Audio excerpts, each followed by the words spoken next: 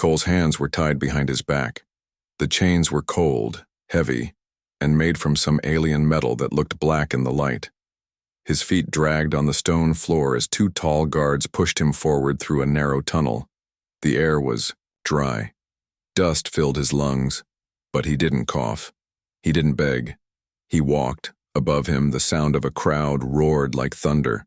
He didn't know where he was exactly, only that it was far from Earth. He had been part of a small exploration crew. Their ship was attacked by an unknown alien fleet. Most of his team was gone. He survived, but only as a prisoner. Now they were putting him into something called the Arena of Proving. He had heard a guard mention it in their strange language. Cole didn't understand most of their words, but he understood enough. This was a fight, a test, maybe even a game to them. The guards stopped at a large gate made of bones and steel. One of them pressed a button, and the gate slowly opened, creaking as it revealed a large open space beyond. Sunlight hit his face for the first time in days. He squinted. The arena was massive. Walls of rock surrounded the battle ring with hundreds of alien spectators watching from above. They looked like warriors. Some wore armor made of metal and leather. Others had long blades hanging from their hips. They shouted, laughed, and pointed at the humans stepping onto the sand. In the royal box, higher than the rest, sat a tall figure, still and silent. She wore red battle armor that shimmered in the sun. Her skin was bronze gold, and her long hair was tied behind her head in a warrior's braid. Her sharp yellow eyes didn't blink as she looked at Cole. This was Kalira, the Huntress. One of the fiercest warriors of her kind, Kalira had never chosen a mate. She was respected, feared, and followed into battle by others. But today, something about this human had drawn her interest. She had watched the recordings of his capture. He had fought off 3 of her people before being stunned. He didn't scream. He didn't cry. He looked straight into the face of death. That had caught her attention. Now, he stood in her arena, weak in body, but not in spirit. A loud horn blew. Cole heard gates opening behind the walls of the arena. The ground shook lightly. Dust rose. Then it stepped out, a 4-legged beast with thick armor plates covering its back. Its mouth was full of teeth, and its eyes were filled with rage. The crowd roared louder. They had thrown him to a Dranox, a predator known for tearing warriors apart in minutes. Cole didn't move. He looked around. No weapons, no armor, nothing but his mind and his will. The beast charged.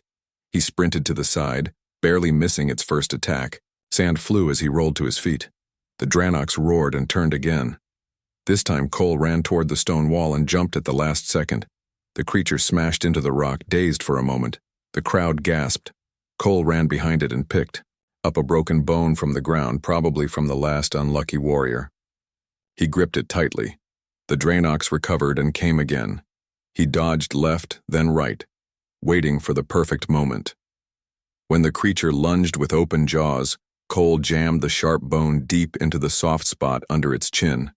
The Dranox screeched, in pain, thrashing violently. Blood poured onto the sand. Cole jumped onto its back, using its own spikes to hold on, and struck again and again. The beast fell. Silence. Then the crowd erupted.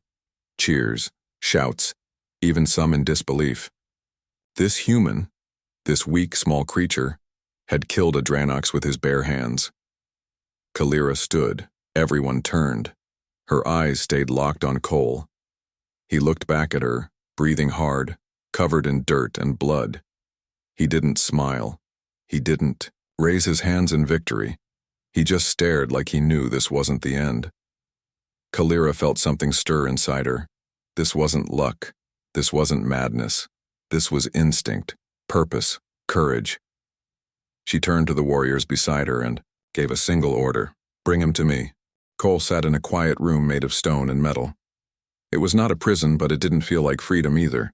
There were no chains, no guards inside, only silence. A single light from above shone on him as he sat on a bench, still covered, in dried blood and sweat from the fight. He didn't understand why he was still alive. Most aliens in the crowd wanted to see him torn apart. But instead of being dragged away or executed, they had brought him here and left him alone. His muscles ached. Every breath reminded him of the bruises on his ribs. But Cole had learned long ago, pain meant he was still breathing. Suddenly, the door opened. A tall figure entered the room, her armor making a light clicking sound as she walked. Her long braid moved with each step. Her yellow eyes glowed faintly in the dim light. It was the warrior woman from the royal seat. The one who had watched him without blinking, Kalira. Cole stood slowly, not sure what to expect. He didn't speak her language, but he knew this wasn't a random visit.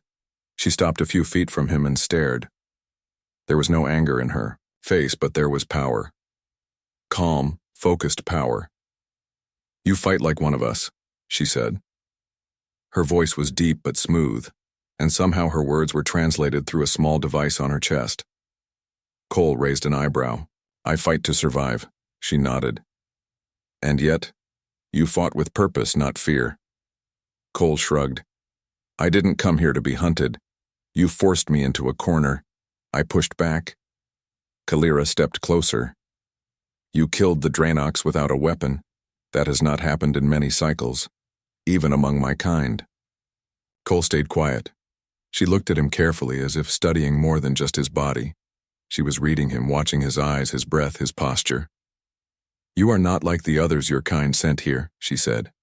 "Soft, afraid, always talking. Peace, you move like a predator." "I'm not your enemy," Cole said, his voice firm. "But I won't let anyone treat me like prey." There was a pause. Then Kalira did something unexpected. She smiled, not a wide smile, not a fake one, but the kind of smile a warrior gives another, out of respect. "I am Kalira, daughter of the Black Storm, Huntress of the Fifth Ring," she said, raising her chin. "And you are the human who made my people stare in silence." Cole blinked. "I'm just Cole." "No rank?" she asked. "Not anymore," he replied. "My team is gone, I'm the last." Kalira gave a short nod as if confirming something in her mind. She turned and walked to a shelf behind her, picking up a small metallic band. Then she returned and held it out. "This is a challenge band," she said. "You wear this and you spar with me. If you impress me again, you will earn more than just survival." Cole looked at it. "And if I lose?" "You return to your cage," she said simply. "And your story ends in silence." He stared at the band for a long second. Then he took it and slid it onto his arm. "Let's see if you still want to. Smile after we fight." They walked to a private training hall under the main fortress. The arena here was smaller, surrounded by high walls and training weapons. The guards and servants had been ordered to stay out. Kalira dropped her long coat, revealing lean, powerful muscles and an armor set designed for speed.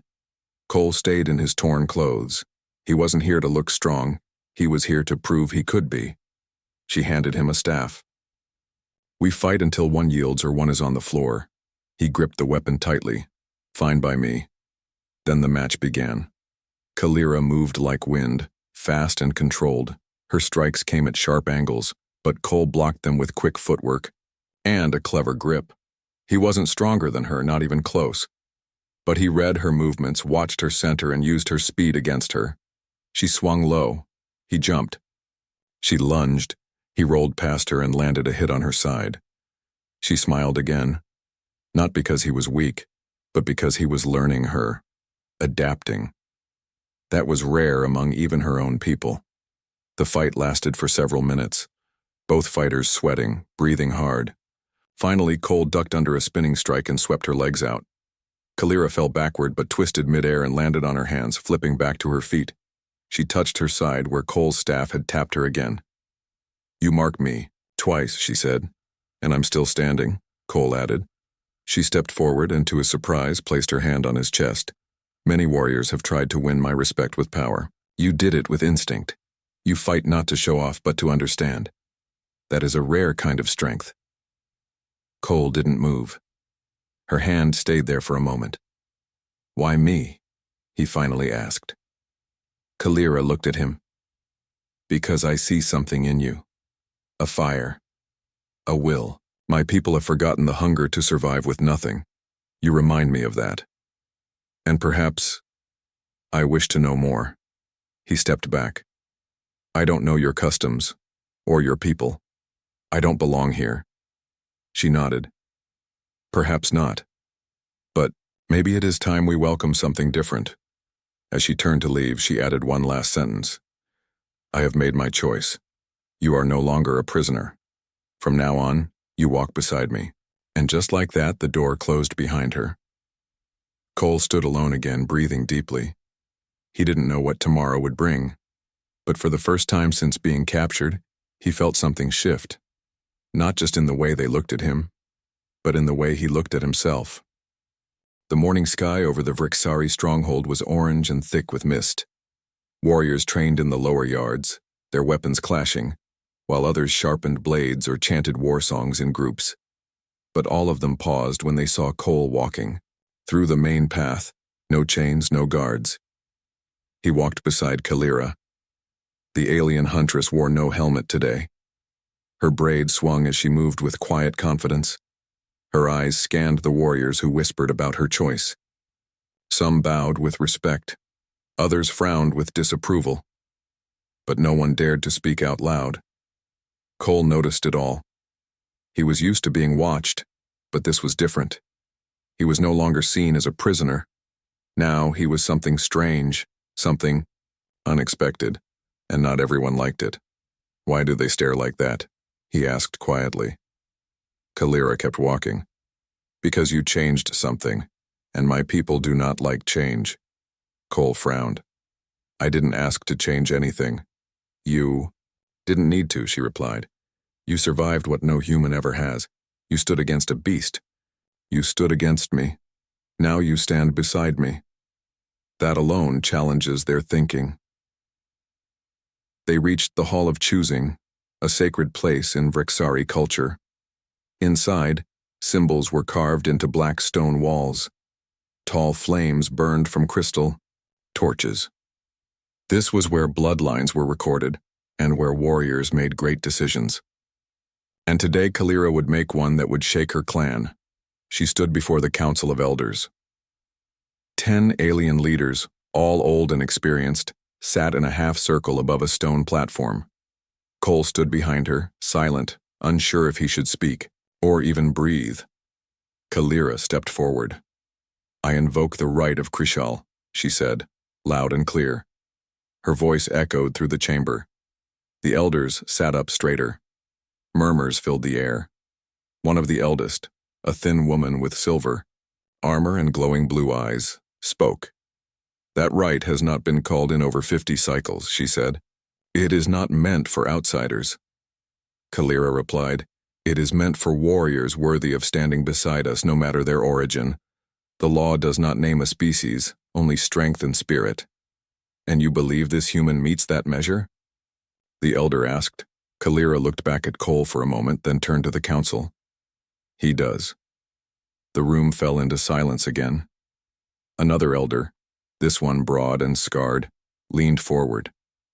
If he fails your judgment, the shame is yours. If he breaks the trust, your name falls with him. Kalira nodded. I accept that. The elder's sharp eyes turned to Cole. And you, human, do you understand what this means? Cole stepped forward. Not fully, but I know she's offering me something no one else has. Choice. And I won't waste it. The council was quiet for a long moment. Then, the eldest nodded. So be it. Let the challenge begin. Cole stood in the training circle once more, this time wearing light armor provided by Kalira's house. It wasn't made for humans, but it fit well enough. Across from him stood a challenger, one of Kalira's rivals, a warrior named Drovan. He had broad shoulders, red skin, and a sharp grin that never faded. I don't fight to test you, Drovan said, spinning his blade. I fight to prove you do not belong here. Then don't hold back, Cole answered calmly. Kalira watched from the side, arms crossed. She didn't speak. This was Cole's trial. If he failed, she could not protect him. The horn blew and the fight began. Drovan rushed like a wall of fire, swinging with strength and speed. Cole dodged the first strike, blocked the second, but the third caught his shoulder and pushed him back.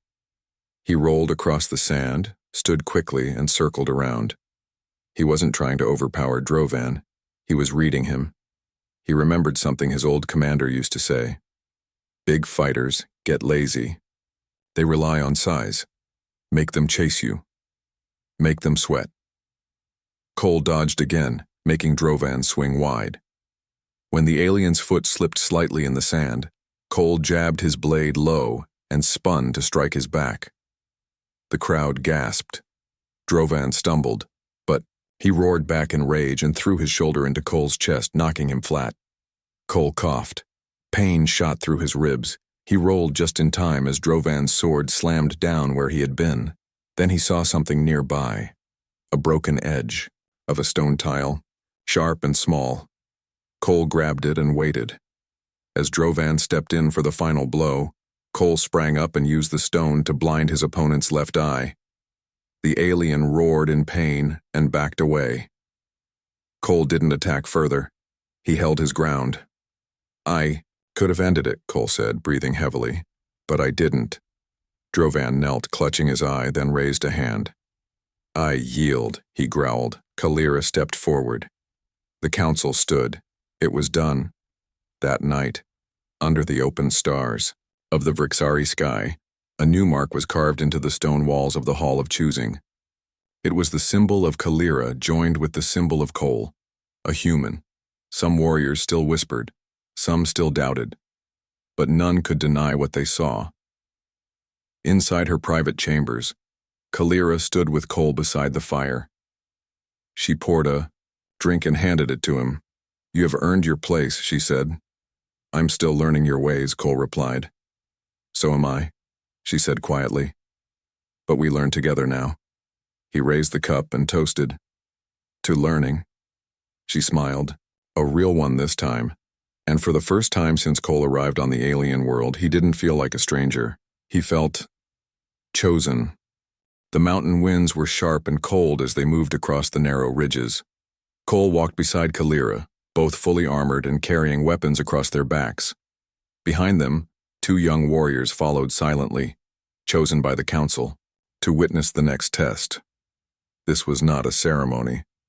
This was survival. Kalira had requested a war trial, not a staged battle, but a real mission outside the safety of the stronghold. A dangerous creature called a Grothak had been spotted near the outer villages. It had already taken 2 hunting parties. Cole had offered to join the hunt before anyone else did. I don't need a title, he told Kalira. I need to earn their trust with action. Now they stood at the edge of the wildlands. The trees were tall, thick, and strange to Cole's eyes. The sky above was pale green, and the ground smelled of iron and sap. Every sound in the forest was strange. He had been on many alien worlds before, but this place felt alive in a different way. Quiet, watching, waiting. We will follow the old path to the valley, Kalira said.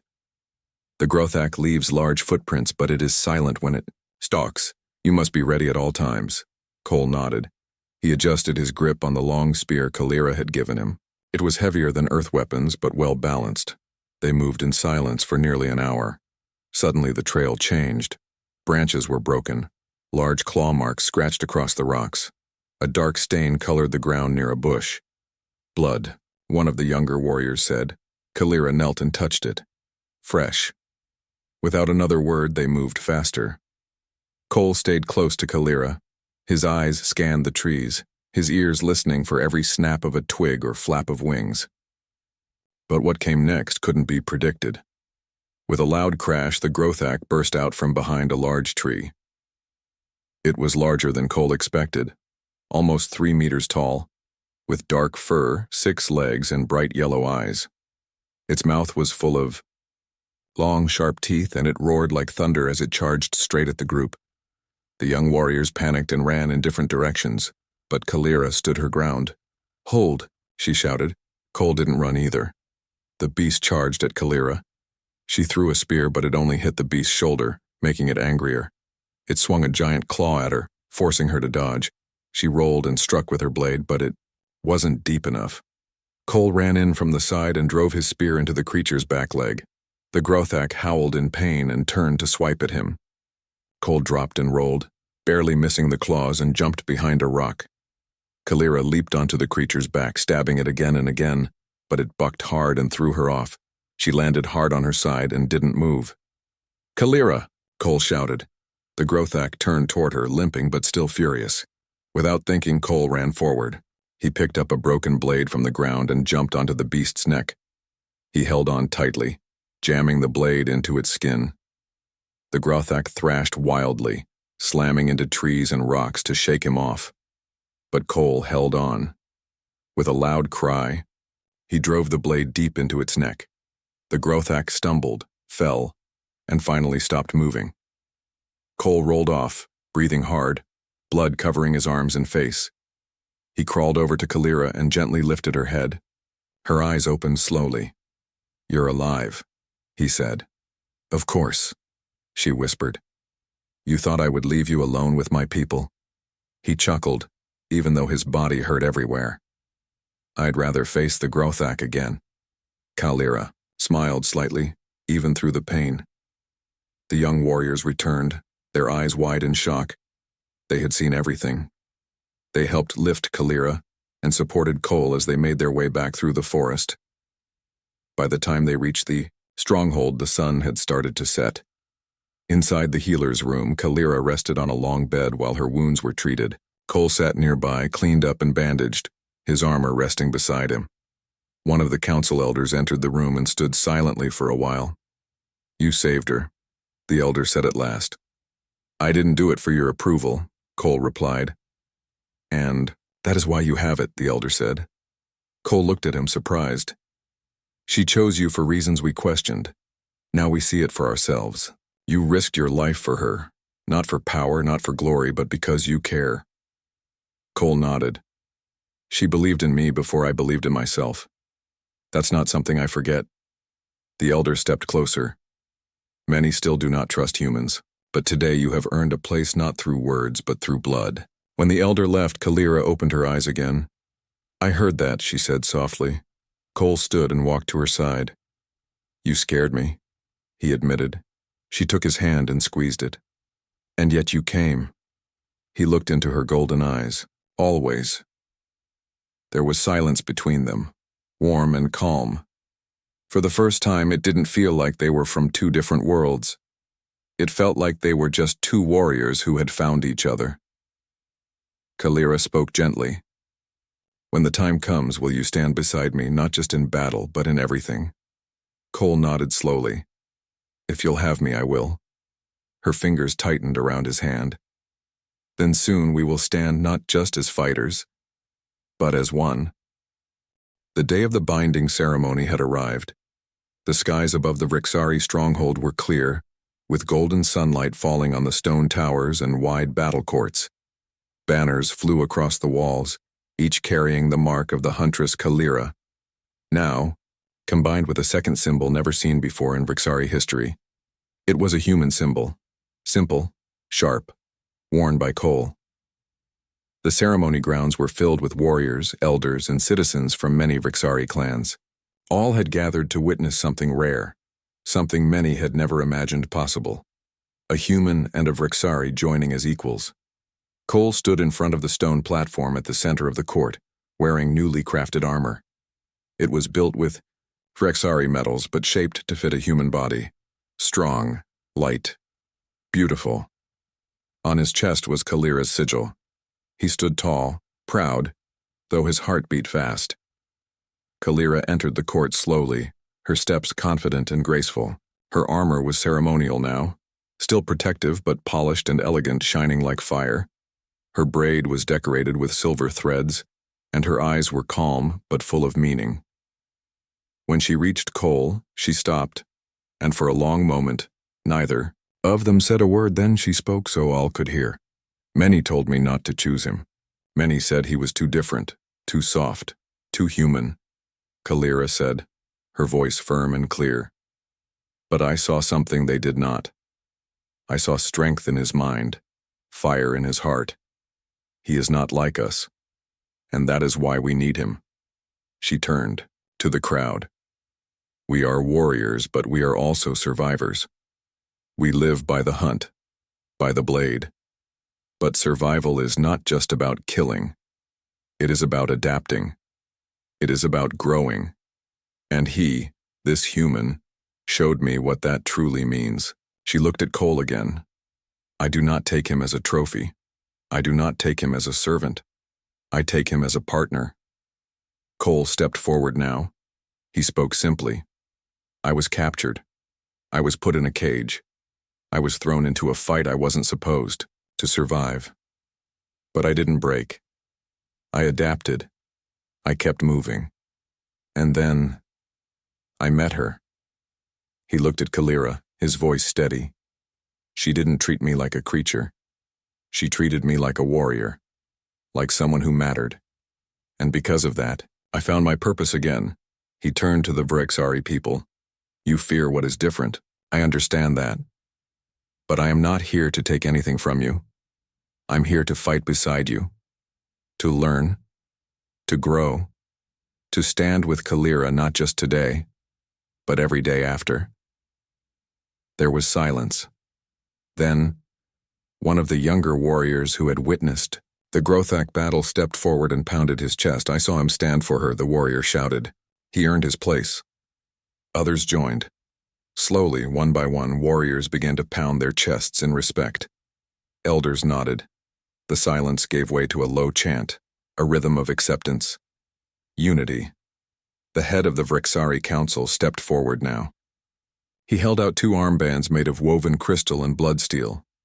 By the rights of old and the will of the present, he said, we bind your paths, as 2 souls joined in choice and strength.